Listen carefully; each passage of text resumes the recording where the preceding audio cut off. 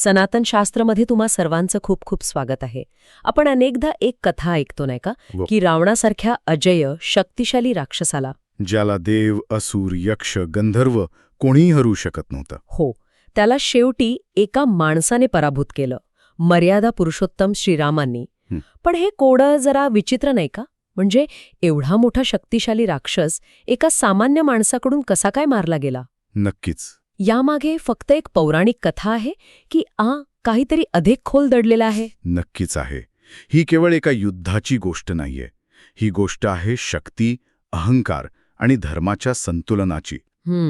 आज आपण ह्याच कथेच्या आत दडलेले 4 स्तर उलगडणार आहोत. आपण पाहणार आहोत की रावणाचा पराभव केवळ एका बाणामुळे नाही, तर त्याच्याच वरदानात, त्याच्या कर्मात आणि त्याच्या मानसिकतेत कसा लिहिला गेला होता. चला तर मग हे उलगडून पाहूया. सुरुवात रावणाच्या त्या प्रसिद्ध वरदानापासून करूया. त्याला ही अफाट शक्ती, ही इनविन्सिबिलिटी मिळाली तरी कशी? हो, आणि ती तपश्चर्या सामान्य नव्हती. ऐकून आहे की त्याने इतकी कठोर तपश्चर्या केली की ब्रह्मदेवानं स्वतः यावं लागलं. वाल्मिकी रामायणानुसार रावणाने अक्षरशः स्वतःच्या शिरांचे हवन केले होते. त्याची तपश्चर्या इतकी तीव्र होती की सृष्टीचं संतुलन धोक्यात आले होते. बापरे. मग ब्रह्मदेव प्रकट झाले आणि म्हणाले, माग, काय मागतोस? आता इथेच रावणाचा खरा स्वभाव समोर येतो. त्याच्या मागण्यात कसं काय? त्याने काय मागितलं बघा, मला देव, असुर, यक्ष, गंधर्व, किन्नर, नाग, म्हणजे सगळ्यांची यादीच दिली त्याने. हो, त्या काळातल्या सगळ्या सुपर पॉवर्सची यादीच वाचून दाखवली. ज्यांच्यापासून त्याला धोका वाटत होता त्या सगळ्यांना त्याने ब्लॉक करून टाकलं. पण त्याने एक मोठी चूक केली. खूप मोठी. त्याने मनुष्य आणि प्राणी यांना त्या यादीतून वगळलं. का? कारण त्याला वाटलं, हे एक क्षुल्लक जीव माझं काय बिघडवणार, आणि इथेच सगळा खेळ बदलला. अगदी. त्याच्या अहंकारानेच त्याच्या विनाशाचं बीज पेरलं. आणि इथे खूप मनोरंजक गोष्ट लक्षात घेण्यासारखी आहे. कोणती? रावणाची अजेयता ही त्यानं केलेल्या तपश्चर्येचं फळ होती. हे त्यानं कमावलं होतं. बरोबर. पण नम्रतेशिवाय मिळालेली शक्ती ही नेहमी अत्याचारात बदलते. वरदान तुमचा मूळ स्वभाव बदलत नाही, उलट त्याला 1000 पटीनं वाढवतं. अच्छा. It's a magnifier, not a purifier. वाह. म्हणजे शक्ती वाईट नसते, पण ती तुमच्या आत जे काही आहे तेच मोठं करून दाखवते. एक्झॅक्टली. जर तुमच्यात नम्रता असेल तर तुम्ही लोककल्याण कराल, आणि जर अहंकार असेल तर तुम्ही रावण बनाल. रावणाचा स्वभाव मुळातच तामसी आणि अहंकारी होता. तामसी म्हणजे जिथे अज्ञान, गर्व आणि अंधार असतो, विचारांमध्ये स्पष्टता नसते. त्या वरदानाने त्याच्या त्याच गुणांना खतपाणी घातलं. त्यामुळे रावण बाहेरून अजेय झाला, पण आतून अहंकारामुळे तो अधिकच कमकुवत आणि अंधळा झाला. आणि गंमत म्हणजे त्याच्या ह्याच अंधळेपणाने त्याच्या शत्रूसाठी एक दार उघडं ठेवलं, नाही का? हो. त्याने देवांना, असुरांना ब्लॉक केला, पण ज्या माणसांना तो विसरून गेला त्याच योनीत त्याच्या शत्रूने जन्म घेतला. The loophole wasn't in the boon, it was in his ego. आणि म्हणूनच भगवान विष्णूंना श्रीराम म्हणून मानवी रूपात अवतार घ्यावा लागला. हे आपल्याला एक गहन सत्य सांगतं. धर्म अधर्मावर चमत्कारांनी विजय मिळवत नाही, तर तो मूर्तरूपात येऊन पृथ्वीवर संतुलन स्थापित करतो. म्हणजे जर विष्णूंना वाटलं असतं तर ते वैकुंठात बसून एका क्षणात रावणाचा नाश करू शकले असते, पण तसं झालं नाही. देव असूनही त्यांनी कोणताच शॉर्टकट घेतला नाही. श्रीराम केवळ एक सर्वशक्तिमान देव म्हणून नाही, तर मर्यादा पुरुषोत्तम, एक आदर्श मानव म्हणून आले. हो, त्यांनी मानवी जीवनातील सगळ्या मर्यादा, सगळ्या अडचणी स्वीकारल्या. बिलकुल शॉर्टकट नाही घेतला. उलट त्यांनी आयुष्य जास्त अवघड करून जगलं. विचार करा, एका राजकुमाराला ऐन तारुण्यात 14 वर्ष जंगलात राहावं लागलं. पत्नीचं अपहरण झाल्यावर एका सामान्य माणसासारखा त्याने विलाप केला. झाडाझुडपांना तिचा पत्ता विचारला. वालीचा वध करताना त्यांनाही नैतिक संभ्रम जाणवला. हे सर्व त्यांनी अनुभवलं. पण का एवढं सगळं सहन करण्याची काय गरज होती? कारण त्यांना एक आदर्श घालून द्यायचा होता. त्यांना दाखवून द्यायचं होतं की धर्माच्या मार्गावर चालण्यासाठी दैवी शक्तींची नाही, तर मानवी मूल्यांची आणि संयमाची गरज असते. अच्छा. त्यांनी रावणाचा सामना केवळ दैवी शस्त्रांनी नाही, तर शिस्त, मैत्री, म्हणजे सुग्रीव आणि वानर सेनेसारख्या मित्रांना एकत्र आणण्याची कला. हो, आणि सर्वात महत्वाचं म्हणजे संयमाने केला. Okay, so his ego was his undoing. पण मला एक प्रश्न नेहमी पडतो. विचारा. त्याचा विनाश खरंच अटळ होता का? म्हणजे त्या लंकेच्या सोन्याच्या नगरीत कोणीच नव्हतं का ज्याने त्याला थांबवण्याचा प्रयत्न केला? हा खूप महत्वाचा प्रश्न आहे. कोणीतरी त्याला बाजूला घेऊन म्हटलं नाही का की अरे तू खूप मोठी चूक करतोयस? आणि याचं उत्तर हो असं आहे. रावणाला अनेकदा आणि अनेकांनी सावध केलं होतं. खरंच? हो, त्याचा सख्खा भाऊ विभीषण, जो धर्माच्या बाजूने होता, त्याने हात जोडून त्याला वारंवार समजावलं की सीतेला परत पाठवा, यातच लंकेचं भलं आहे. आणि त्याची पत्नी मंदोदरी, ती तर महासाध्वी होती, तिनेही नक्कीच समजावलं असेल. हो, मंदोदरीने त्याला धोक्याची सूचना दिली. अनेक ऋषीमुनींनी त्याला अपशकुनांबद्दल सांगितलं.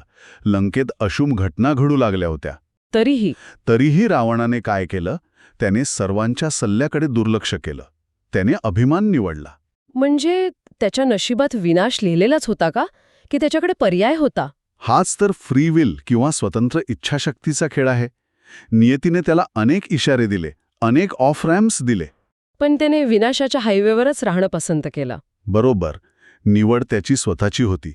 वरदान तुम्हाला बांधून ठेवत नाही, तुमचा अहंकार तुम्हाला तुरुंग बनवतो. रावणाच्या बाबतीत हेच झालं. पण एक मिनिट, आपण म्हणतोय की तो ज्ञानी होता, चारही वेदांचा अभ्यासक होता, मोठा शिवभक्त होता. होताच. मग एवढ्या मोठ्या भक्ताला, ज्ञानी माणसाला हे साधं गणित कळलं नाही का की अहंकार आपला घात करेल? हां, खूप चांगला प्रश्न आहे. आणि इथेच आपल्याला ज्ञान आणि शहाणपण यातला फरक दिसतो.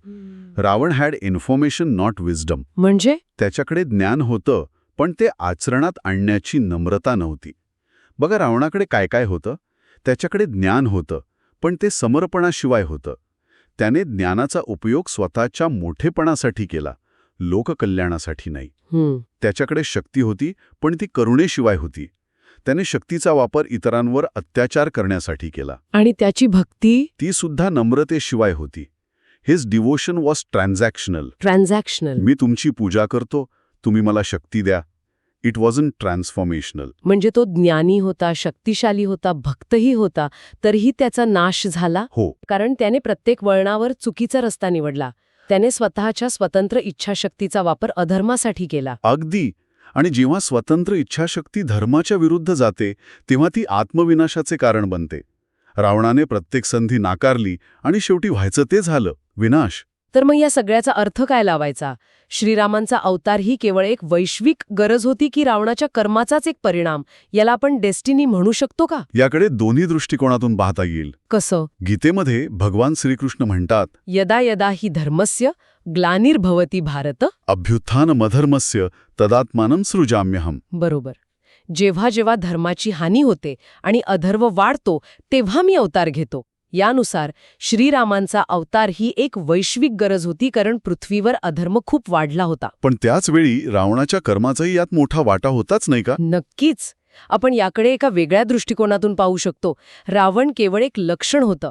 The real disease was systemic arrogance. केली नैतिकता हा खरा आजार होता. श्रीरामांचा अवतार केवळ रावणाला मारण्यासाठी झाला नव्हता. ते त्यांचे एक तात्पुरतं उद्दिष्ट होतं, पण त्यांचे ध्येय खूप मोठं होतं. ते काय होतं? श्रीरामांच्या अवताराचे उद्देश खूप व्यापक होते. त्यांना केवळ एका राक्षसाला मारायचा नव्हता, तर समाजासाठी एक आदर्श उभा करायचा होता. समाजासाठी आदर्श? हो. त्यांना राजधर्म स्थापित करायचा होता.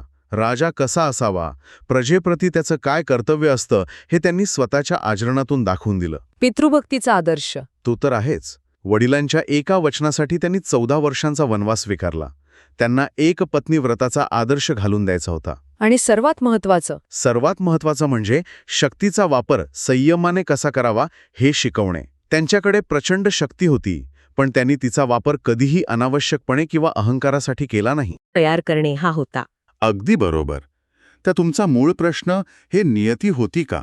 हो, कारण सामूहिक अधर्म वाढला होता आणि त्याचे संतुलन करणे ही नियती होती. आणि कार्मिक? हे कार्मिक होते का? हो, कारण रावणाच्या तपश्चर्येनेच या परिस्थितीला जन्म दिला आणि त्याच्या कर्मानेच त्याचा अंत निश्चित केला. आणि हे आवश्यक होते का? नक्कीच. का आवश्यक होतं? कारण जेव्हा अहंकार व्यवस्थात्मक बनतो, म्हणजे तो केवळ एका व्यक्तीपुरता मर्यादित न राहता संपूर्ण व्यवस्थेत पसरतो, तेव्हा धर्माला मूर्तरूपात अवतार घ्यावाच लागतो. आणि ही गोष्ट आजही आपल्याला तेवढीच लागू होते. आज आपल्या आजूबाजूला रावणाचीच वेगवेगळी रूपं दिसतात. नैतिकतेशिवाय बुद्धिमत्ता, इंटेलिजन्स विदाऊट एथिक्स, विवेकाशिवाय तंत्रज्ञान, टेक्नॉलॉजी विदाऊट विजडम, जबाबदारीशिवाय सत्ता पॉवर विदाऊट अकाउंटेबिलिटी, आणि शिस्तीशिवाय इच्छा. Desire without discipline. खरे. It's like creating an incredibly powerful AI without an off switch or a moral code. The potential is immense, but the capacity for destruction is terrifying. मग प्रश्न हा उरतो की रावण फक्त इतिहासात होता की तो आपल्या मनातही कुठेतरी दडलेला आहे. हाच खरा प्रश्न आहे. आपल्यातला अहंकार, क्रोध, लोभ हे त्या रावणाचेच तर अंश नाहीत ना? प्रत्येक योग आपला रावण निर्माण करतो.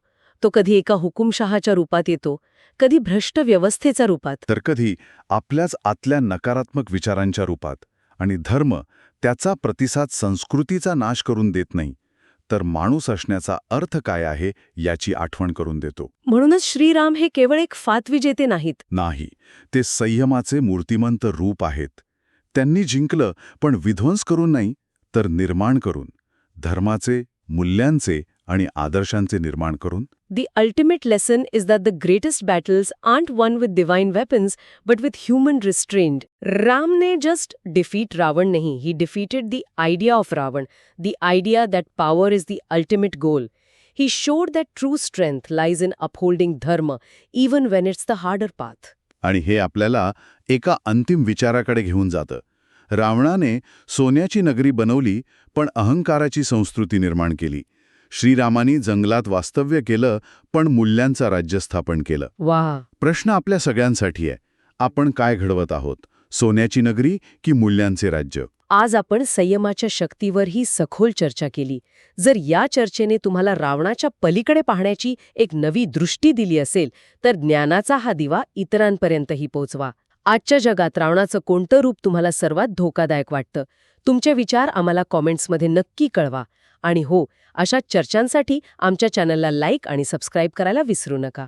भेटूया पुढच्या भागात एका नवीन विषयासोबत.